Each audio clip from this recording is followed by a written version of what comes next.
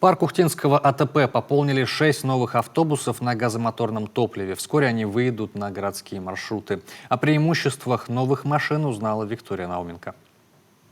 Стоянка возле офиса Ухтинского автотранспортного предприятия сегодня стала презентационной площадкой. Здесь выставили новые белые пазы с зелеными эмблемами на корпусе. Эта аббревиатура на эмблеме расшифровывается как компримированный природный газ. Именно на таком топливе ездят эти автобусы.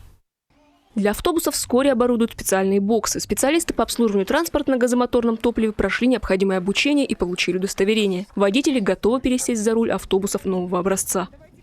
На дизельном моторе более прохладно в салоне, то есть водителю в зимнее время будет не очень комфортно. А на бензиновом газомоторном топливе, то есть можно работать в тепле.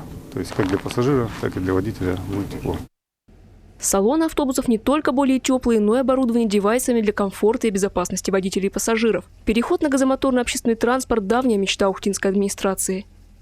Ну, на самом деле, да, это актуальная тема. Мы давным-давно разговаривали с перевозчиками по вопросу приобретения данной техники. Мы прекрасно понимаем, что вся техника приобретена за счет собственных средств перевозчика.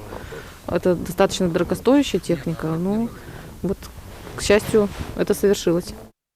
Каждый автобус стоит 2 миллиона 200 тысяч рублей. Все они закуплены предприятием в лизинг на Павловском заводе Нижегородской области. Приобретены дополнительные газовые баллоны для увеличения пробега. Штатное оборудование хватает всего на 200 километров пробега газа. При установке дополнительных баллонов при перегоне где-то хватает на 450 километров сейчас запаса хода. Заправка одного автобуса занимает 10-15 минут. В городе на сегодня одна заправочная станция для газомоторного топлива. Но она не сильно загружена, поэтому проблем быть не должно. Виктория Науменко, Павел Лагутин, телеканал Юрган, Ухта.